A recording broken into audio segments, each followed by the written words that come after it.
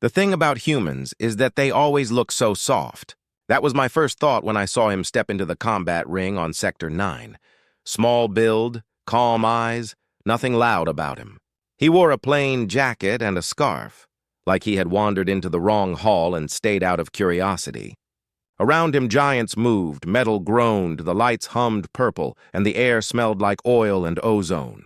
He stood there as if he belonged. The guards laughed. The gamblers shouted odds. I felt the old bias rise in my chest. Soft things break, but that was before the mark began to glow. Out here, humans are background noise. Traders, engineers, diplomatic staff who smile, file reports, and then leave. They are clever and careful, and that is why stations trust them, not because they are strong.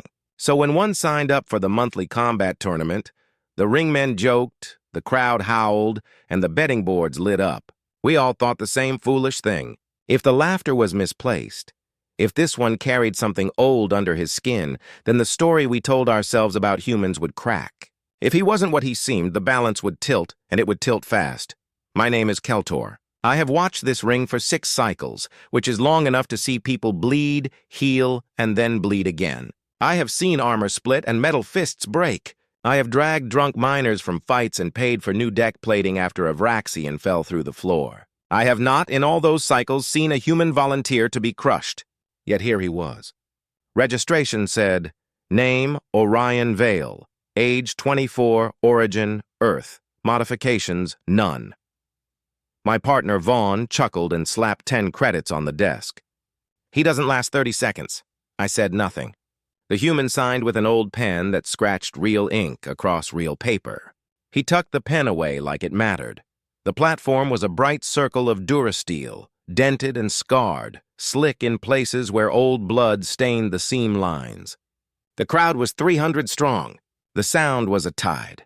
Orion walked to the edge, hands in his pockets. His boots made a soft tapping sound that I heard even over the roar. He looked up once like he was counting exits.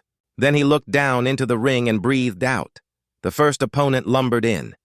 Grack the Breaker, 3 meters tall, plates like stone, arms hanging heavy with muscle. The crowd chanted his name.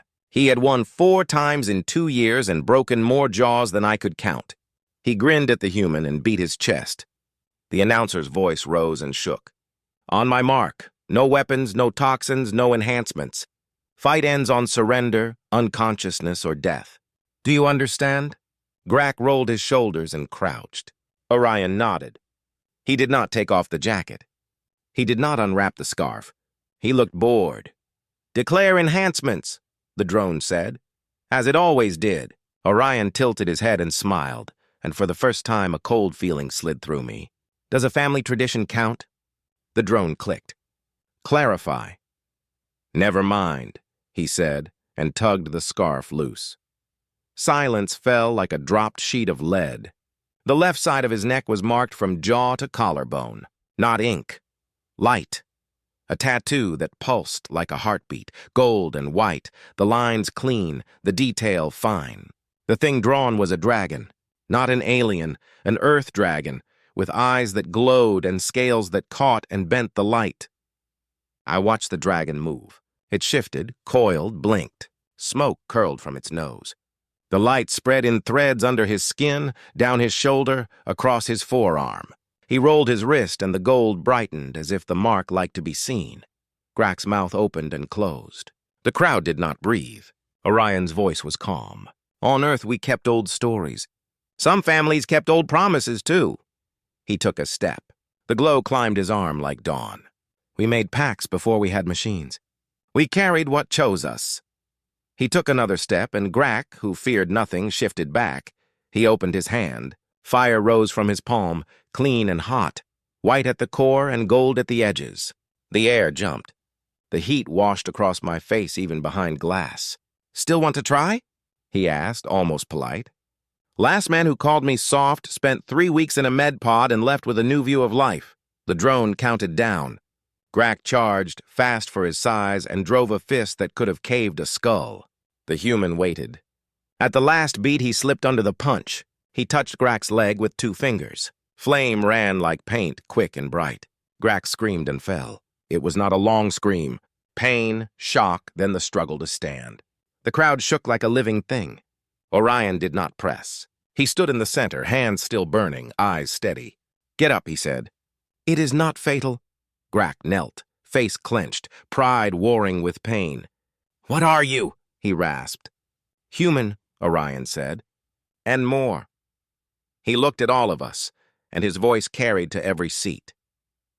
"We did not get claws. We did not get armor. We learned to build and to last. We are stubborn and mean when we need to be. We adapt until the world gives up. Some of us kept the older arts. Some of us never lost them." The fire rose higher. The dragon lifted as if it might peel off his skin and fly. "We did not survive because we were strong. We survived because we refused to stop." Grack lowered his head. "I yield." The drone's relief beeped in a shy line. "Winner, Orion Vale." For a moment, no one reacted. Then sound returned in a wave that hit the glass and kept going. People stood. People shouted. People who had bet against him tore up tickets and laughed through the loss because they had seen something impossible. Orion let the fire go out. The glow sank back into his skin, a quiet pulse under the surface. He wrapped the scarf, put on his jacket, and walked away like he had finished morning drills. Vaughn pressed the credits into my hand without looking away from the door. "We need to rethink humans," he said. I nodded. "Yes." The med team helped Grack limp off. He would heal. The wound you could not see would take longer. I checked the bracket. Orion had 7 more fights to the title. I thought about odds, and then I stopped thinking about odds at all. By dawn, the next day, the cantina was packed. Every feed looped the moment the scarf fell. 3 systems argued about light, magic, lies, tricks, and what counts as a fair fight. Vaughn scrolled a storm of interviews and petitions. "Council wants a statement." "Some fool wants a test to prove he's human." I snorted into coffee that tasted like burned rubber. Good luck with that. Then the doors slid open. Orion walked in, the same jacket, the same scarf, the same quiet air. Conversations died and eyes tracked him across the floor. He asked for coffee, black, and a plate of the purple pastries that new arrivals pretend to hate and then eat by the dozen. The bartender's hand shook while filling the cup. "No charge," she said. "House honor." He looked like he might argue, then let it go and turned. His gaze moved once across the room and landed on us. He smiled and came over. "Mind if I sit?" he asked, already sliding in. Up close, he looked younger. Freckles, tired eyes. He had not slept much. "You're Keltor and Vaughn. Security. 6 cycles." I stared. "You did homework." He took a slow sip and winced with pleasure. "This coffee is awful." "I love it." He bit the pastry, and purple filling stained his knuckles. "I have questions. You two feel smart enough to answer without trying to punch me." Vaughn found his voice. "What do you want to know?" Orion looked almost shy. "Is the rest of the tournament like that?" I wanted more than one touch. I blinked. "You're complaining?" He shrugged. "I came to test myself. I came to learn. Yesterday, I learned very little." The door slammed again. 6 mercenaries walked in, armor neat, boots in sync, the Krellian sigil bright on their chests. The leader was a Vraxian with metal teeth and too many scars to be a diplomat. He scanned the room, saw Orion, and smiled like a man about to collect a debt.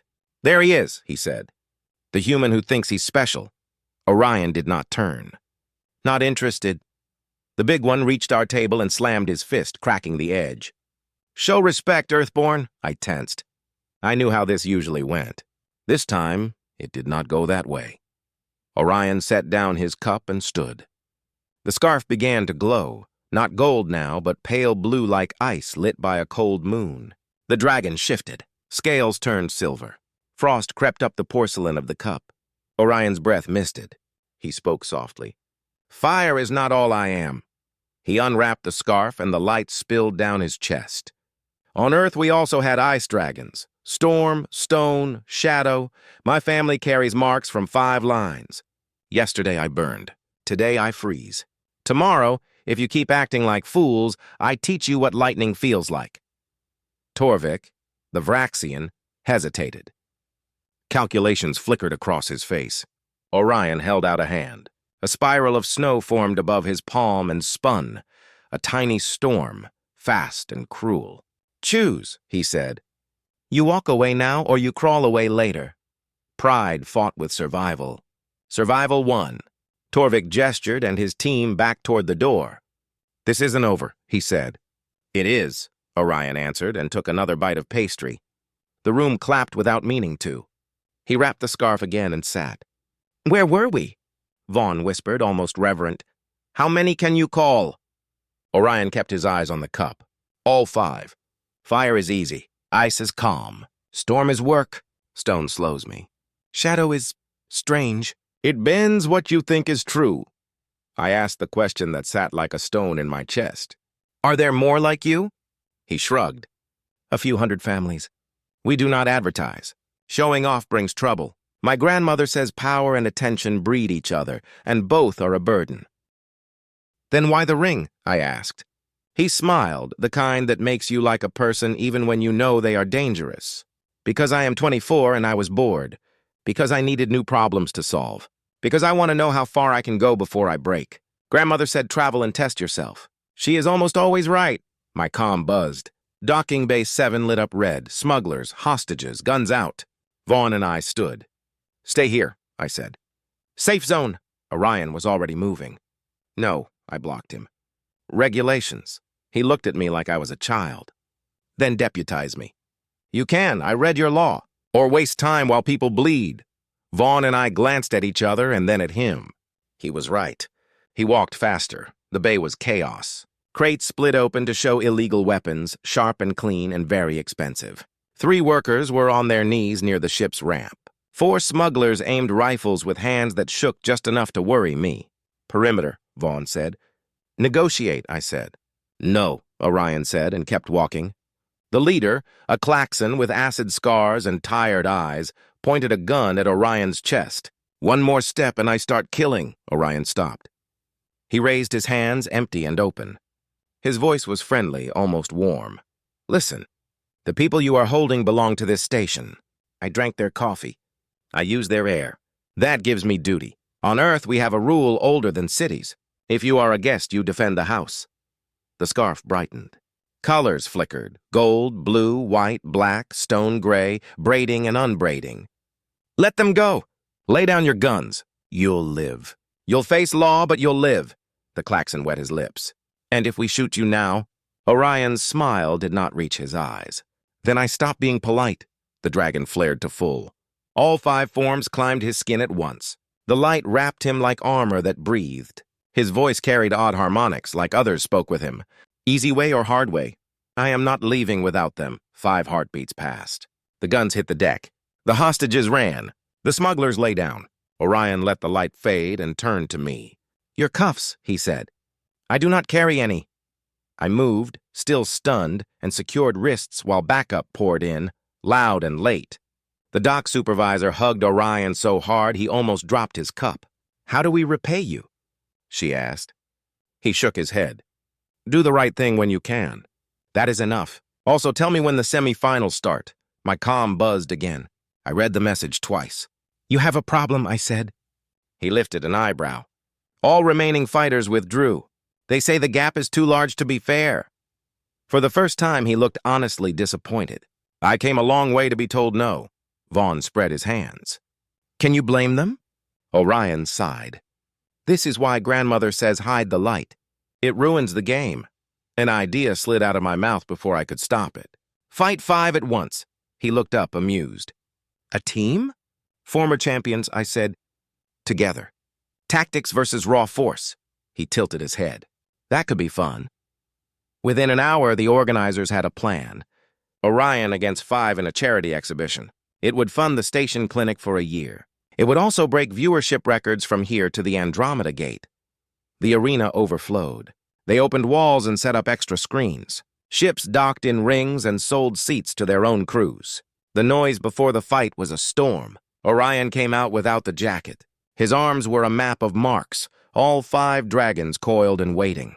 Across the circle, a line of 5 took their places. Grak, Grim, and Set. Shale, a Morphe with Quicksilver form. Hammer, a Vraxian who turned punches into earthquakes. Vex, a klaxon with acid tricks. and a human named Marcus Webb, broad-shouldered, eyes steady. Marcus looked at Orion and nodded like a soldier greeting another before a hard job. "We knew your family," Marcus said. "We chose another path." "I respect what you carry." Orion nodded back. "Then you know I will not hold back." "Good," Marcus said. "Neither will we." The drone counted down. The 5 spread out in a star, moving as if one mind drew their lines. They had watched the tapes. They had practiced. They did not rush. They pressed, rotated, covered for each other, and cut angles. Orion flowed between them, changing colors as the needs changed. Fire to make Grax step back, ice to thicken the floor, and slow hammers charge. Lightning to shiver through Shale's soft edges. Stone to bear the acid and let it run harmless down his arm. Shadow to turn Vex's aim into guesses and then wrong guesses. Marcus never chased. He watched, picked the moments, and slid in when a breath opened. The fight lasted 17 minutes. That is a lifetime in the ring. The rhythm rose and fell. The crowd learned to gasp in unison and then hold their breath to the count of 3. Orion took hits. A cut above his eye bled into his brow. A rib took a hard shot and he sucked air through his teeth and smiled because it hurt. He grinned like pain told him he was alive. The 5 earned ground with teamwork and lost it when the mark flared and pulled something grand and old into the circle. For a minute, at the 12 mark, I thought the 5 would do it. They almost did. They forced him into stone and then into ice before he could find fire again. Marcus called a pattern, and the 4 followed, and it was beautiful, ruthless, exact. In the end, Orion stood, shaking, chest heaving, the scarf hanging loose and damp with sweat. The 5 lay or knelt, hands on knees, exhausted but not broken. He had won. He had barely won. He walked to each one, helped them up, and said words I could not hear, but I saw their faces after, open and honest. The sound in the arena became a thing you could lean on. People cried. People laughed. People held strangers and felt like they were part of something that would matter tomorrow. Vaughn stared at the ring and then at me. "Lesson?" he asked. "Yes," I said. "2," he nodded, waiting. "First, never judge by what the eye tells you in a hurry. Second, humans deserve more respect than they are given," he grunted. "And a little fear," I smiled. "That too." Orion found his jacket, shrugged into it, and wrapped the scarf tight. He lifted a hand to the crowd. Then he looked up, straight to where I stood behind glass, through hundreds of faces, and he saw me. He winked. Then he was gone, walking the gray halls back toward coffee that tastes like burnt rubber and pastries that stain your fingers purple. The station felt new. The galaxy felt bigger. Somewhere on a blue world that keeps its oldest secrets in plain sight, an old woman smiled and turned off a screen, proud and not at all surprised.